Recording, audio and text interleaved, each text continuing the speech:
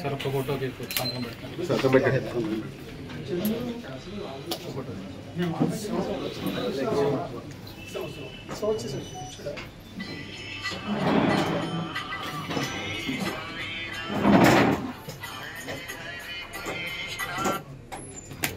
Okay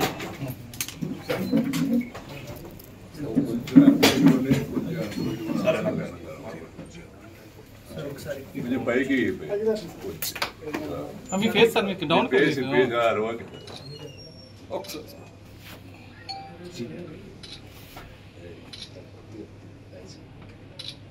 university bike చేసిన కెమెరాలన్నీ దగ్గర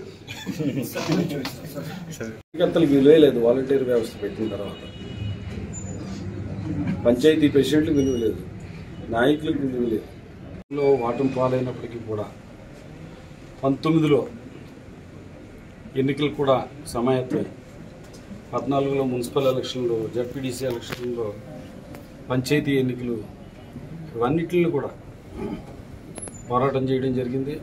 అనేక ప్రజా సమస్యల మీద పోరాటం చేయడం జరిగింది. ప్రత్యేక హోదా మీద పోరాటం చేయడం జరిగింది. పార్టీ ఏ పిలుపునిస్తే ఆ పిలుపుకి స్పందించి పోరాటం చేయడం జరిగింది. అలాగే 19 ఎన్నికల్లో పోటీ చేయడం జరిగింది. ముఖ్యంగా రాష్ట్రంలో అత్యంత ప్రజాదరణ కలిగిన నాయకుడు పవన్ కళ్యాణ్ గారి భీమవరంలో సడన్గా, అది కూడా ముందు నుంచి కాకుండా సడన్గా ఆయన 23వ తారీఖు అనుకుంటే ఎన్నికలకు ముందు 11వ తారీఖు ఏప్రిల్ 11 అయితే మార్చి 23వ తారీఖు అనుకుంటా ఆయన ప్రకటించడం జరిగింది. అయినా కూడా పవన్ కళ్యాణ్ అంటే నాయకుడు, ప్రజాదరణ ఉన్న వ్యక్తి పోటీ చేసినప్పటికీ కూడా పోరాటాన్ని ఆపలా, భయపడలా, వెనక్కి తిరిగి చూడలా. పార్టీ నుంచి ఎటువంటి సహాయ సహకారాలు ఉన్నా లేకపోయినప్పటికీ కూడా. కానీ కొంతమంది జిల్లా నాయకులు, అలాగే రాష్ట్రానికి ఏంటంటే ఈ ప్రాంతానికి సంబంధించి పార్టీ తరఫున ఇన్ఛార్జిగా ఉన్న వైవి సుబ్బారెడ్డి గారు, ఇంకా తదితరులు, సజ్జల రామకృష్ణారెడ్డి గారు, అలాగే మనం చూసుకుంటే కనుక మన మిథున్ రెడ్డి గారు, వీళ్ళందరూ కూడా ఏ రకంగా నన్ను ప్రోత్సహించారు, ఏ రకంగా ఇచ్చేశారనేది మీడియా మిత్రులకి, జిల్లా ప్రజలకి, రాష్ట్ర ప్రజలందరికీ కూడా తెలుసు. భీమవరం నియోజకవర్గ ప్రజలందరికీ కూడా బాగా తెలుసు. ఇవన్నీ కూడా పెద్దగా మనల్ని బాధించేది కాదు. ఎందుకంటే ఎప్పుడు కూడా దేవుణ్ణి నమ్ముకున్నాం, టైంని నమ్ముకున్నాం. సరే ఏది వచ్చినా రాకపోయినా మన అదృష్టం లేదనుకుని సరిపెట్టుకునే మనస్తత్వం ఉన్నది. కానీ ఇప్పుడు జిల్లాలో జరుగుతున్న రాజకీయాలు ఇవన్నీ చూస్తుంటే కనుక, మొన్న కలిసినప్పుడు మే నెల దాకా సమయం ఇమ్మన్నప్పుడు కూడా కాదు వెంటనే కార్యక్రమాల్లోకి దిగాలని చెప్పడం, నిజంగా కూడా ఒక పార్టీని ఇంత భారీ మెజార్టీతోటి ఓటమిని గెలిపించారు ప్రజలు. జగన్మోహన్ రెడ్డి గారు కూడా చెప్పారు, చంద్రబాబు నాయుడు గారు ఏదైతే సూపర్ 6 చెప్పారో దీన్ని అమలు చేయలేరు. ఇదిగో ఇన్ని వేల కోట్లు నేను సంవత్సరానికి ఎంత ఇచ్చాను, చంద్రబాబు నాయుడు గారు చెప్పిన హామీలన్నీ అమలు చేయాలంటే ఇన్ని వేల కోట్లు కావాలి, ప్రభుత్వం దగ్గర డబ్బు ఎక్కడ ఉంది, లేదు కాబట్టి ఆయన అమలు చేయలేరు. జగన్మోహన్ రెడ్డి గారి మాటని ప్రజలు నమ్మారు. చంద్రబాబు నాయుడు గారు చేయకపోయినా పర్లేదని చెప్పి ఆయన ఓటేశారు. ఈ రోజున కూడా ఏమంటున్నారంటే, జగన్మోహన్ రెడ్డి గారే చెప్పారు కదా సూపర్ 6 అమలు చేయలేరని చెప్పి. మరి ఇప్పుడు అమలు చేయమని అడుగుతూ ఎలా అమలు చేయగలరు? జగన్మోహన్ రెడ్డి గారు దీనికి చెప్పాలి ప్రజలకు. ఇంత బడ్జెట్ అవుతుంది, ఇన్ని వేల కోట్లు కావాలి, చంద్రబాబు నాయుడు గారు అబద్ధపు హామీలు ఇస్తున్నారు, ఇది అమలు చేయలేరని చెప్పారు కదా. ఇప్పుడు మరి చేయలేరు అని చెప్పిన ఆయన ఇప్పుడు అమలు చేయమని చెప్పి ఎలా అడుగుతున్నారో అసలు నాకైతే అర్థం కావడం. దాని మీద ఆందోళన చేయమంటాం, దాని మీద ఉద్యమాలు చేయమంటాం.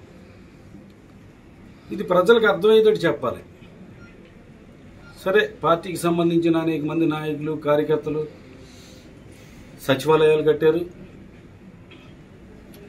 అలాగే ఆర్బీకేలు కట్టారు, అలాగే ప్రభుత్వానికి సంబంధించిన అనేక నిర్మాణ పనుల్లో రోడ్లు ఇటువంటి వాటిల్లో కూడా ఎన్నో అభివృద్ధి కార్యక్రమాల్లో తామంతా కూడా అప్పులు చేసి అవన్నీ కూడా ఖర్చు పెట్టి ప్రభుత్వానికి జగన్మోహన్ రెడ్డి గారికి మంచి పని పేరు రావాలని చెప్పి ఎన్నో కార్యక్రమాలు చేస్తే వాళ్ళకి బిల్లులు సరిగ్గా చెల్లించలేకపోయారు. నియోజకవర్గ కన్వీనర్గాను అలాగే పార్టీ ప్రాథమిక సభ్యత్వానికి రాజీనామా చేస్తూ నిర్ణయం తీసుకోవడం జరిగింది. మీ అందరికీ కూడా ఈ రాజీనామా లేఖను చూపించడం జరిగింది. దీన్ని జగన్మోహన్ రెడ్డి గారికి పంపించి నా రాజీనామాని ఆమోదించవలసిందిగా కోరుతూ ఆయనకి ఈ లేఖను పంపించడం జరుగుతుంది. ముఖ్యంగా నా వ్యక్తిగత కారణాలతోటి గతంలో కిందట నెలలో ఆయన కలవడం జరిగింది. కలిసినప్పుడు ఆ రోజు ఆయన్ని మే నెల దాకా మరి పార్టీ కార్యక్రమాలు అయ్యి అని చెప్తున్నారు.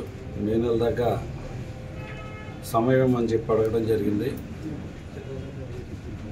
ఆ రోజే మీ అందరికీ తెలుసున్నదే ఆయన కలుస్తున్న రోజున ఆయన దగ్గర ఉండగానే రైడ్ అనేది ఇన్కమ్ ట్యాక్స్ రైడ్ జరుగుతుంది. ఆ టైంలో కూడా ఏదైనా చిన్న పార్టీ ధైర్యవచనాలు ఏమన్నా వస్తాయేమో అనుకున్నాను. అటువంటిది ఏం లేకుండా పోరాటం చేయాలి, యుద్ధం చేయాలి, మళ్ళీ మనం అధికారంలోకి రావాలి అని చెప్పడం నాకు చాలా ఆశ్చర్యం కలిగించింది.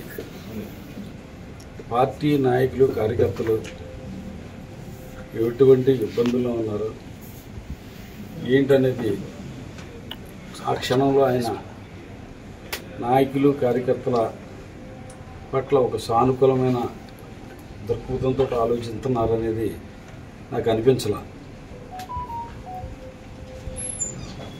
ఇప్పుడు కూడా మళ్ళీ ఆయన్ని సీఎం సీట్లో కూర్చోబెట్టాలి, దానికోసం మేము అందరం కూడా పోరాటం చేయాలని చెప్పి గతంలో ఆయన ఇంటి దగ్గరికి వచ్చి పార్టీలో జాయిన్ చేసుకున్నప్పుడు ప్రజల సమక్షంలో మీడియా సమక్షంలో నన్ను గుండెల్లో పెట్టుకుని చూసుకుంటానని చెప్పడం జరిగింది. నిజంగా ఆయనకి నా మీద అభిమానం ఉంటే ఉండొచ్చు, కానీ ఆయన పరిపాలన పూర్తిగా రాష్ట్రాన్ని 4 భాగాలుగా విభజించి నలుగురికి పెత్తనం అప్పచెప్పడం, ఆ నలుగురికి పెత్తనం అప్పచెప్పడంలో ముఖ్యంగా మన ప్రాంతానికి సంబంధించి వైవి సుబ్బారెడ్డి గారికి 4 సంవత్సరాలు ఆయన పెత్తనంలోనే ఉంది. వాళ్ళు కొంతమంది చేతుల్లో తీర్మానం కింద ఉంటుంది. నాకు పార్టీలో ఎటువంటి గౌరవమైన స్థానం కల్పించేది ఏంటనేది, ఎవరి మాటలని మరి ఏ రకంగా నాకు సంస్థమైన స్థానాన్ని కల్పించారనేది మీడియా మిత్రులందరికీ ప్రజలకు కూడా తెలుసు. అయినప్పటికీ కూడా జగన్మోహన్ రెడ్డి గారి మీద అభిమానంతో రాజశేఖర్